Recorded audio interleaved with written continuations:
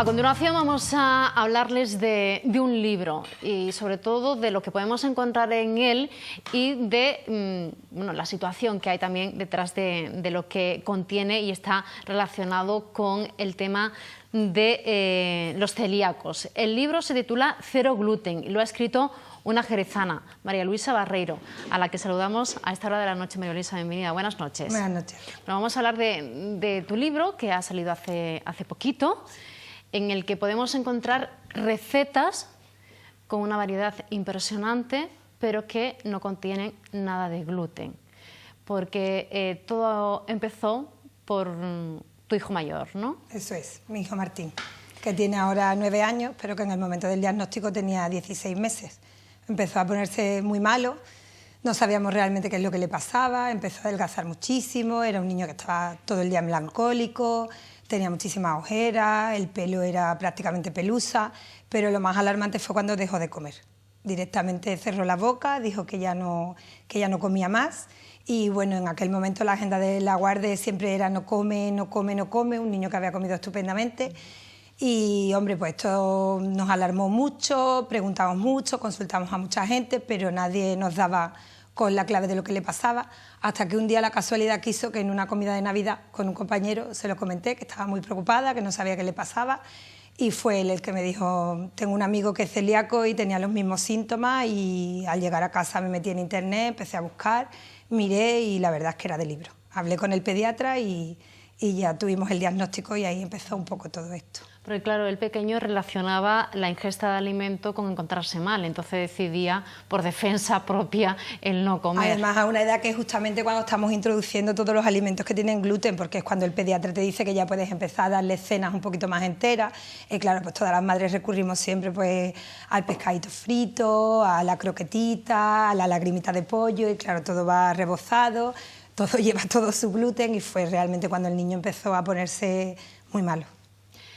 A partir de ese momento, toda una investigación para saber, claro, qué alimentos contienen gluten, qué alimentos no contienen gluten o con qué ingredientes están hechos para que puedan tener este ingrediente que no puede tomar, en este caso, el pequeño, ¿no? Exactamente. Yo creo que todos los padres que diagnostican a uno de nuestros hijos de intolerancia al gluten, lo primero que hacemos es meternos de lleno en internet, empezar a mirar, empezar a leer, empezar a investigar y informarnos sobre todo muy bien de qué es el gluten y qué alimentos lo contienen. El gluten, para que lo sepa todo el mundo, es una proteína que está en algunos cereales, el trigo, la avena, la cebada y el centeno. Por eso normalmente cuando vemos que pone dieta libre de TAC, corresponde precisamente a esas iniciales: trigo, avena, cebada y centeno.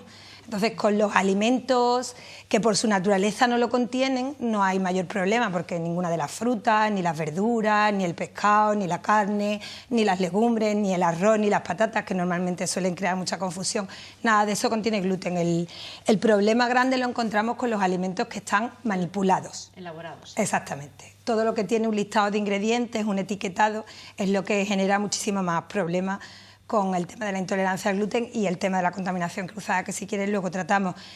La cosa es que la ley no nos ampara lo suficiente y no hay una ley que obligue a los empresarios que se dedican al tema de la alimentación a etiquetar la trazabilidad. Conseguimos que se etiquetara si voluntariamente se le añade cualquier tipo de alérgeno a todos los productos que ya están elaborados. Pero el tema de la trazabilidad, que es muy importante, tanto en la intolerancia al gluten como en la lactosa o en otras alergias, pues no lo hemos conseguido. Entonces, yo he defendido siempre una ley de etiquetado claro, pero no solamente por el tema de la intolerancia al gluten, sino porque yo creo que todo consumidor tiene derecho a saber qué es lo que estamos comiendo. Y cuando nos ponen en el etiquetado especias, almidón, realmente no nos dicen ni qué especias ni de qué origen son los almidones o los conservantes que nos estamos comiendo.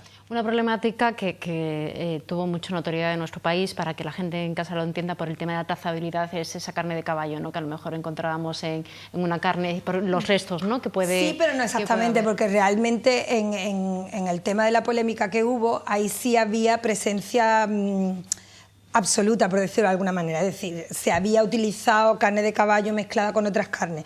El tema de la contaminación cruzada es un poquito más complicado, pero yo creo que si te lo explico con ejemplos, sí, se entiende perfectamente. Los alimentos que no contienen gluten, en el momento en que entran en contacto físico con alimentos que sí lo tienen, pasan a tenerlo. Es decir, ya el celíaco no lo puede consumir. Y te explico con ejemplos porque yo creo que son tan gráficos que se entiende muy bien. Si en una freidora freímos croquetas con su rebozado, o freímos empanadillas con su masa con gluten, y luego en ese mismo aceite freímos patatas, todas las partículas de gluten que han quedado en el aceite se adhieren a la patata y esta deja de ser sin gluten. Pasa exactamente lo mismo si tú en una tabla de cortar pan, cortas una barra de pan y sin limpiarla y sin limpiar el cuchillo pones pan sin gluten y lo cortas. Entonces, ese pan pasaría a no poderlo consumir un celíaco. Pasa también, por ejemplo, con la crema de cacao, que todos conocemos, nocilla, Nutella, un paté, cualquier cosa untable. Si tú metes el cuchillo y untas y luego vuelves a meterlo, todas las migas que han quedado en el cuchillo las estás introduciendo en el bote. O cuando salimos de cañas con los amigos, si pedimos, por ejemplo, unas almejas a la marinera y todo el mundo se tira a mojar pan en la salsa, a la persona que esté sentada en la mesa y que sea celíaco, le dejamos ya absolutamente inutilizado el plato. Entonces, ese es el problema gordo de trabajar en la cocina sin gluten, sobre todo para la hostelería. Que ahí sí reclamáis primero que haya mucho más información en el tema del etiquetado, como estás comentando ahora, como que en los restaurantes haya una carta específica o que se determine que alimentos o comidas que sean dirigidas para celíacos. Bueno, que personas que se dedican específicamente a dar de comer a las personas que van a su casa, porque al fin y al cabo no deja... Yo creo que tiene que ser así, que es como si fuera su casa. Yo creo que lo primero es la información y sobre todo ahora mismo que hay un incremento grandísimo de diagnósticos, sí, y creo que en este sentido los establecimientos en general y de nuestra ciudad en particular se tienen que poner un poco las pilas. Entonces creo que sí, que se deben de formar e informar bien todos los que están en cocina y todos los que están también en sala, porque muchas veces pasa también que te traen la panera y te meten los cuchillos dentro y los cubiertos, o sencillamente te traen cosas que de por sí están libres de gluten, como el embutido o como una simple tortilla de patata, y te plantan los picos encima y ya la persona la deja sin poder comer, ¿no? Entonces yo creo que es fundamental primero eso, la información.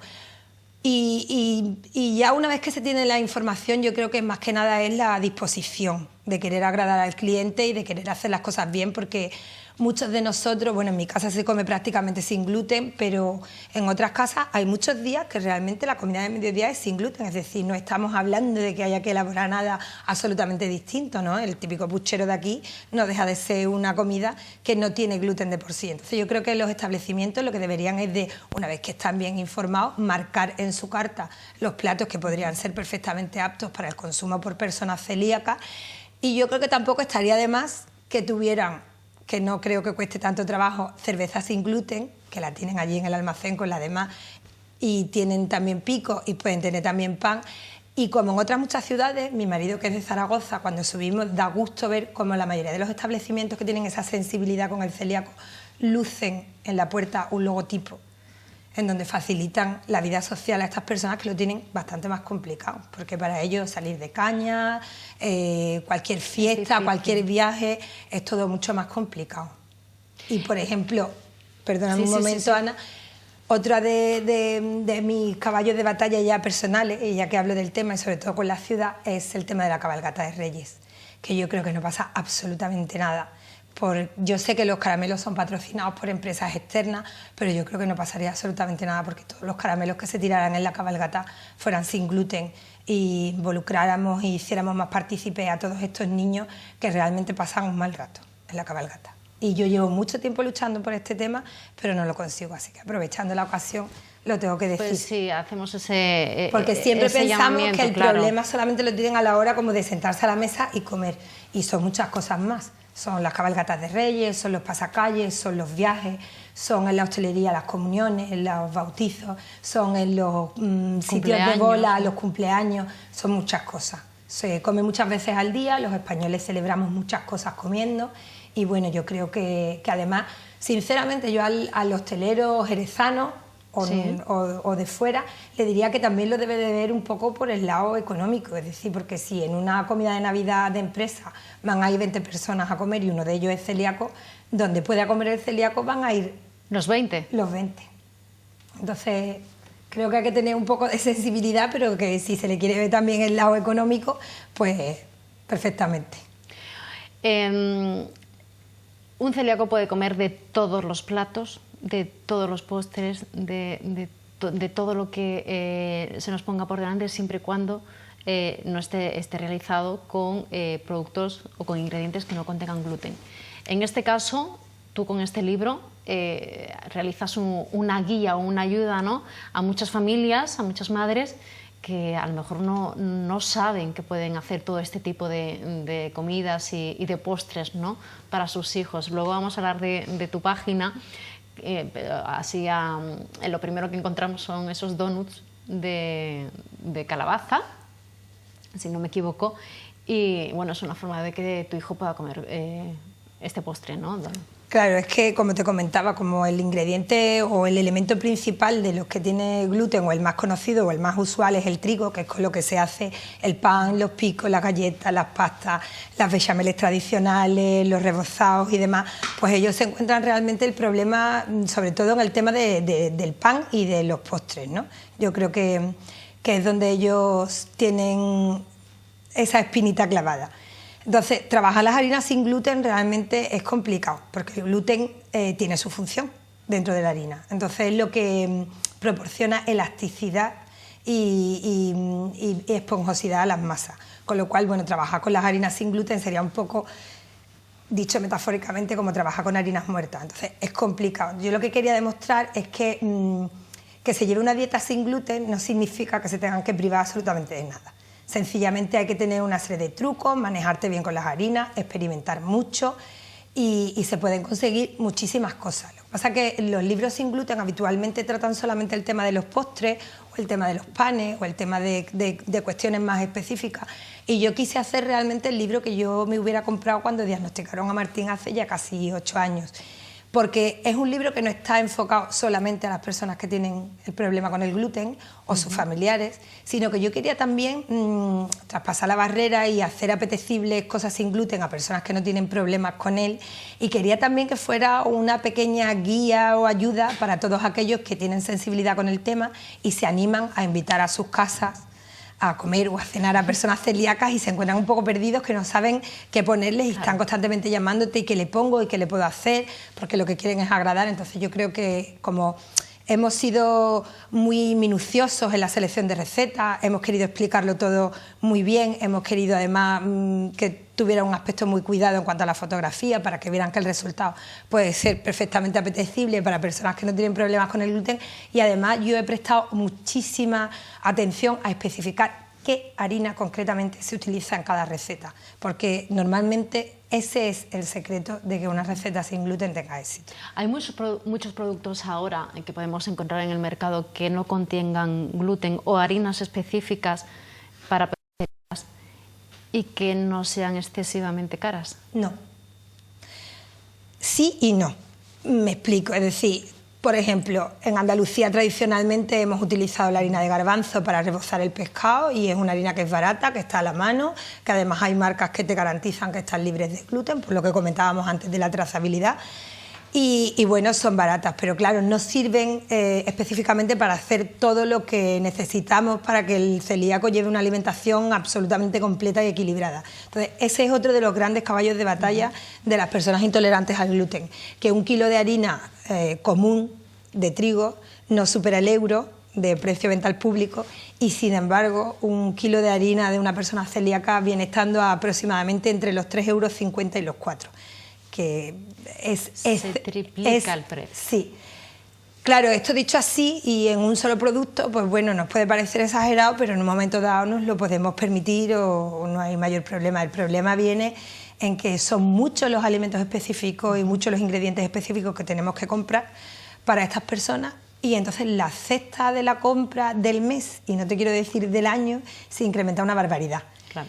En el caso de que solamente tengas una persona celíaca en la familia, es duro, pero normalmente las familias lo pueden afrontar, porque además también hay que decir que no tenemos ningún tipo de ayuda económica estatal, ni esto te lo financia nadie, ni hay copago, ni se vende nada en farmacias, ni nada. La única medicina que tiene un celíaco es su alimentación, que además tiene que ser libre del gluten para toda la vida.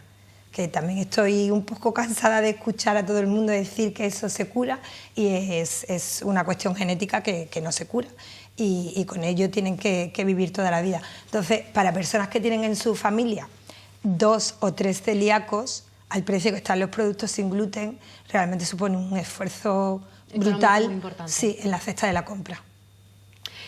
Bueno, pues vamos a hablar del blog, ¿vale? Porque tenemos aquí el libro Cero Gluten, que por cierto se puede comprar en todas las librerías. En todas las librerías. En la Luna Nueva yo creo que Nati va a estar encantada, sí, de recibir a todos los oyentes que quieran ir a comprarlo. Vamos a hablar del blog www.cerogluten.com. Ese cero no es una O del cero, es un cero. cerogluten.com. Ahí vemos, lo estamos viendo en pantalla. Aquí, por ejemplo, veíamos la fotografía, la imagen de esos donuts de calabaza, que la mayoría de todos nosotros no lo hemos comido nunca, pero tienen una pinta impresionante. Que eso es también un trabajo realizado por tu pareja, ¿no? Por tu marido, que es el que ha realizado todas las fotografías. Yo estoy en la cocina y al frente también un poco de lo que es la estética, procurando cuidar eso, pues todo el atrecho, las maderas, los cubiertos y un poco las composiciones. Y José, mi marido, que también es una manera de compartir aficiones y de pasar tiempo juntos, es el que está detrás del objetivo. Ahí vemos, en tu blog también son las mismas recetas que podemos encontrar en el libro. No, ¿son otros comentarios? Son otras. Yo cuando recibí la oferta de Grijalbo de poder embarcarme en este proyecto, decidí que, bueno, quería hacerlo completamente nuevo, todo inédito. Creo que quizá 1 o 2 recetas que, por decirlo de alguna manera, son top 10 en el blog y que tienen mucho éxito y que la gente como que la asocia mucho a mí, decidí que sí que tenían que estar, como es por ejemplo el hot dog cake, que a todo el mundo le gusta mucho, resulta muy original y es una cosa como muy de cero gluten, pero el resto del libro es absolutamente inédito, no está en el blog.